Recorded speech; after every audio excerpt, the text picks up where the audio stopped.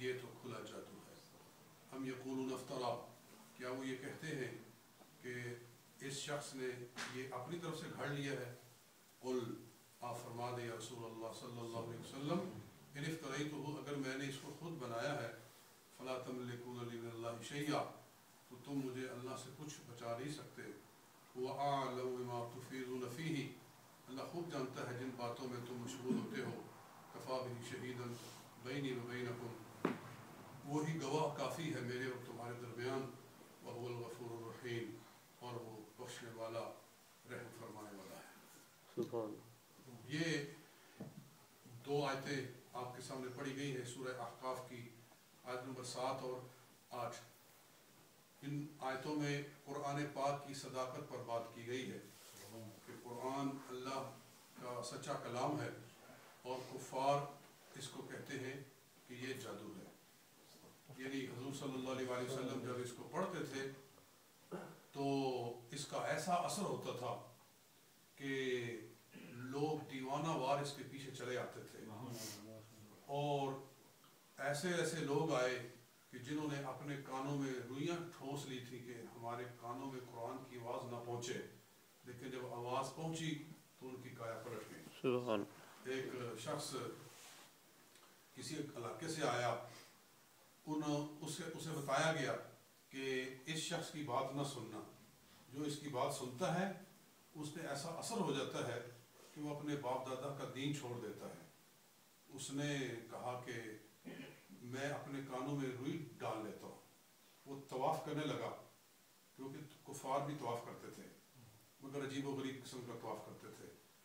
تو اس نے کانوں میں روئی ٹھونس لی اور وہ طواف کرتا رہا. رسول کریم صلی اللہ علیہ وسلم مقام ابراہیم پر نماز ادا فرما رہے تھے اور قرآن پاک پڑھ رہے تھے.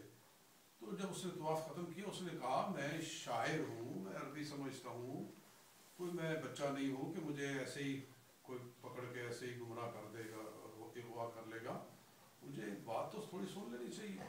تو اس نے رسول پاک صلی اللہ علیہ وسلم کے بیٹھ کر آپ کا کلام سننا شروع کیا. بس جیسے جیسے سنتا گیا تو اس پہ اثر ہوتا گیا، سبحان. اور اس کی آنکھوں سے آنسو جاری ہو گئے، اور پھر رسول پاک صلی اللہ علیہ وسلم کا دیوانہ ہو گیا، خادم ہو گیا. تو کفار کہتے تھے کہ یہ جادو ہے. جیسے جادو کے ذریعے لوگ کسی کو دیوانہ کر دیتے ہیں، وہ اپنے ماں باپ کو چھوڑ دیتا ہے، اپنے گھر بار کو چھوڑ دیتا ہے. اس طرح لوگوں نے اس ایسے جادو میں آ گئے ہیں، اور حضور صلی اللہ علیہ وسلم کو وہ جادوگر کہتے تھے معاذ اللہ، قرآن پاک کو جادو قرار دیتے تھے. تو اللہ تعالیٰ نے اس کا رد فرمایا کہ اگر یہ میں نے اپنی طرف سے ایک جادو بنایا ہے تو مجھے کوئی اللہ کے پکڑ سے بچا نہیں سکتا.